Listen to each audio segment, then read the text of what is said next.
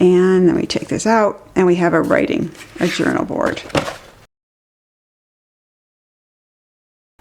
So what you're going to need is some cereal box or cracker boxes cut to size. In my case, I'm making it 5 by 8 inches so that I can stick it in my journal. So these are cut 5 by 8, and then I've got this one that's 1/8 of an inch shorter, which is 4 7/8 by 7 7/8. And this is going to be the back. So I'm going to set that one aside. I'm going to, well, let's say with what you need. You'll need a piece of paper that's going to cover the non-fabric side, and in this case I printed out an image from an upcoming kit. You'll need your stretchy velour fabric. Now again, you can get this very inexpensively at any fabric shop, or you might just find some for $1, bejeweled no less, at a thrift shop, which is where I got this piece. So I'm going to use the same color as I did in my book. And let's begin with, oh, and then you're going to need, some interfacing, some fusible, ironable interfacing, and a way to iron it. And then if you're making it into a ribbon lift, like in the box that I showed you, you'll need ribbon. I'm not putting the ribbon on today, but I'll show you where to put it. Okay, so first things first. First we glue our 2 full-size pieces together. And I'm finding that when I make these, that using only 2 pieces of cereal boxes or cracker boxes is sufficient. You might want it stiffer and therefore just add another. You might add it to the writing side. But I'm finding that for my purpose, this will be fine. Okay, so I'm gonna add this to here. And that's now ready to go for when we need it. You want to line it up so it's a nice sharp edges. That's great. All right, so we've stiffened that cardboard, and it'll get even stiffer as the glue cures. All right, so we might as well cut this because we know we need to. And what I have here is an image that is basically 1 inch all around, or 1/2 inch all around, 1 inch total, larger than I need. So I'm just going to trim it down. You don't even have to trim it to the actual image. You could trim it even a little further. It's never bad to have a little extra stuff wrapped around. And since it's all going to get covered. Okay, so that is ready when we need it. So the next thing we need is a piece of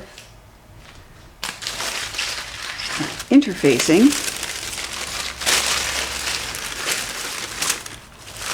It's big enough for our project. Here, I might even have, ooh, will that work?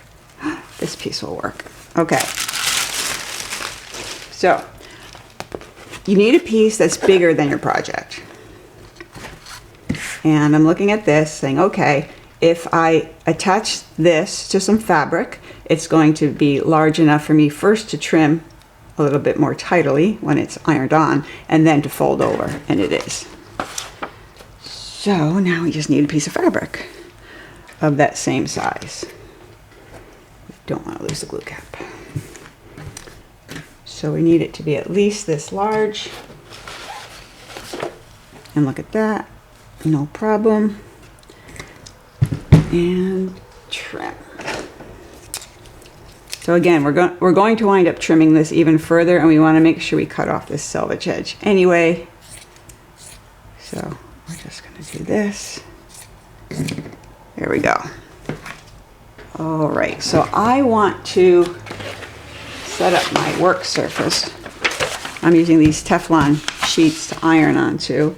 I'm still going to put a rag underneath, maybe 2 of them even, because this plastic mat hates when I iron on it.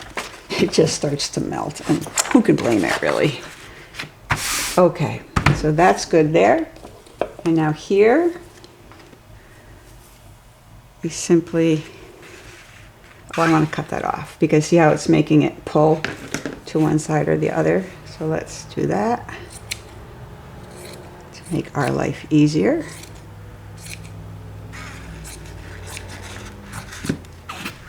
There, now it'll sit flatter, which is sort of important. And we're going to look at our interfacing, and what I'm using is Taming fusible shear weight, and that's a perfect choice for this because you don't want anything too thick because you still want to be able to fold things over. So now here's the trick. According to the instructions of your fusible interfacing, follow those, but according to these instructions, put the shiny rough side down. It's a great thing. I've got my iron warming up on a high, like wool, almost cotton setting. And then I also, and I don't think I mentioned this before, have a piece of parchment paper that I'm going to use to iron on top of this, okay? So now here's my little trick, or here's what works for me. The instructions say to use a damp towel, yada, yada, yada, but I have found that that's not really as effective as simply spraying it with a little water. That's all that's in here is plain old H2O. And I'm going to just spray it with some water, put my parchment down, and check my setting. It's almost to cotton, and do a little ironing, which is something I don't think anybody does anymore. Seriously. I mean, not like was done back in the day. I mean, my mom used to pull out the ironing board and the laundry and watch TV for an hour while she ironed. If I need to get wrinkles out, I think I hit it with the blow dryer. But anyway, okay, so now we want to iron. It says to keep it for, I don't know, 10 seconds, 16, 20 seconds at a time, whatever your interfacing suggests.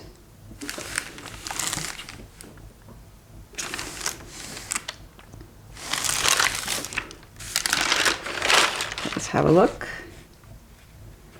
That looks good. All right, I'm thinking we're good. So if I think we're good, I'm going to give it another couple seconds. And I can feel my mat is melting again. It unmelts, but it just really hates it. Okay, let me get the hot iron out of my way before there's a tragedy. Very good. Now we can get rid of all this. And can you see the little bulge in my mat? I'm sorry, Matt. But there's no easy way to show that. All right.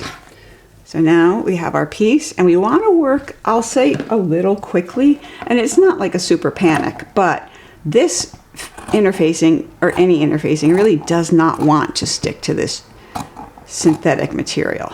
It just doesn't want to. See, it's already come up in spots, or I didn't get it down hard enough. But what doesn't matter is, or what hardly matters is, once we get the glue on it, it's going to stick anyway, because the glue is going to go through both layers, and it will adhere to your stretchy knit velour. But what it does is it makes it harder for the fabric. That was some really beautiful cutting. Harder for the fabric to move around while you're gluing. So what I normally do then, we're ready to go. I have my glue. I'm going to add it to here.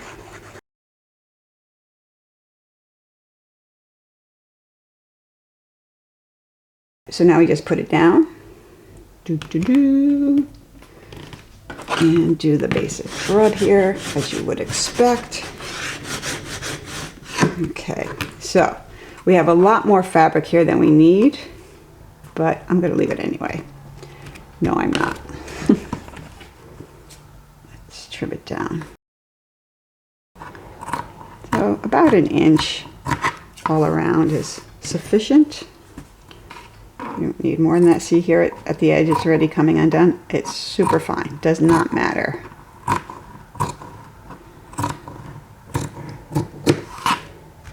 Again, okay, we're just going to leave it like that.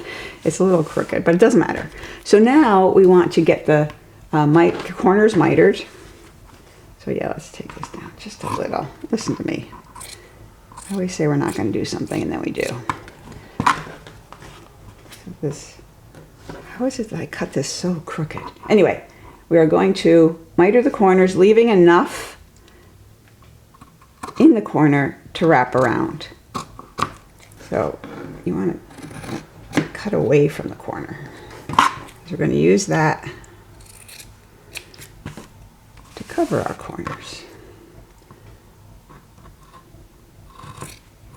Okay, so that's a little excessive in each area, but works. So now I'm adding glue to the cardboard and the edge. And I'm going to pull it over.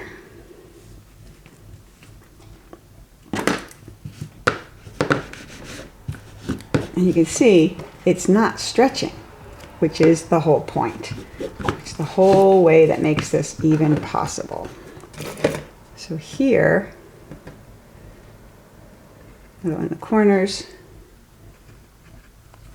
and we'll get those tucked in so that when we fold the next part, it will be nice and tidy. So again, I tend to put the glue on the cardboard, not the fabric directly, although I do go along the edge of the cardboard. And then there too. So here I put on more than I needed. Yeah, I went deeper in, but that's fine because we're going to glue stuff to that anyway. Stick a little in the corner. It's a beautiful thing. And there. Squish it down. Squish it down. And finally here, each side.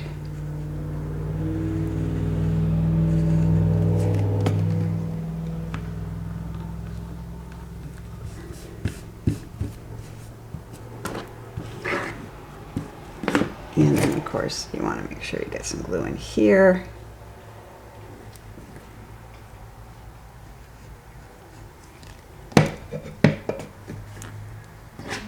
Make sure there's glue in there.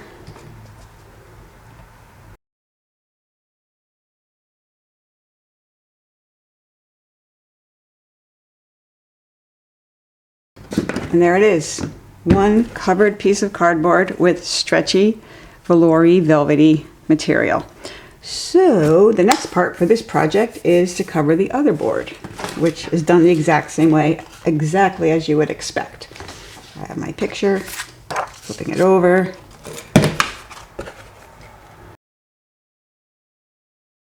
It's all good. Okay, so here, my little Cheez-Its box is becoming a very lovely writing board. So now we're just going to clip here.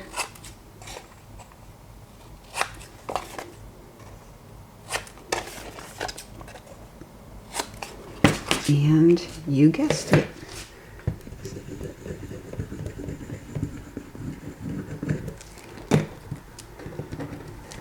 It doesn't want to go. There we go. Pin there. Pin there. Nice tight seam.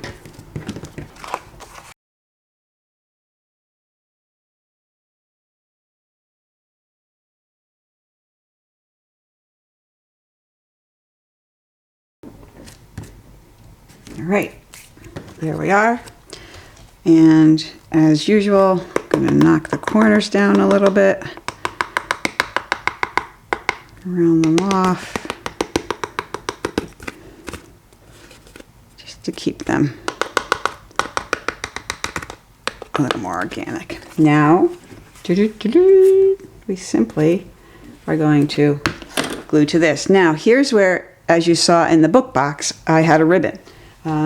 And this is where you would put the ribbon at this point now if you wanted it. And you need to remember, if you're doing it for the book box, which way you want it to go. Okay, so in my book box, this was the bottom. And this was the surprise underneath. And I wanted the ribbon to come out this side, cross over, so it would be on this side of the book to pull out my things. But I'm not adding the ribbon. If you're adding it, just go ahead and add it, give it a little glue, and then sandwich the whole thing in a glue sandwich. So now we finalize it.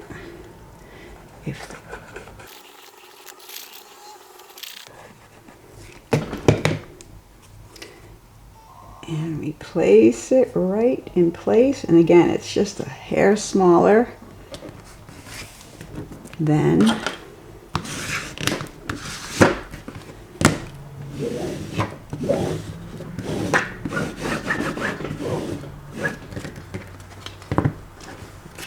me see, I have to hold it up to see if it's straight, and it is. I have a little fraying right there that I'm going to trim. Not really fraying, it's just how it bent there. Because it's all glued down, it's not going anywhere. And now, use my parchment paper to save my thing.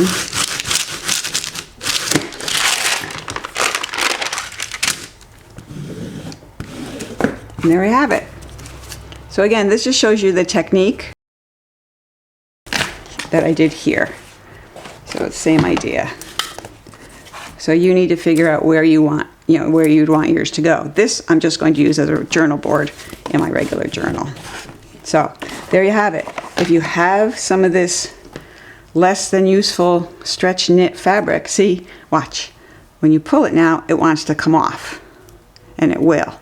But once it's glued in, and that stabilizer just helps you be able to glue this fabric without it stretching and making a monstrous mess. So go create, be awesome.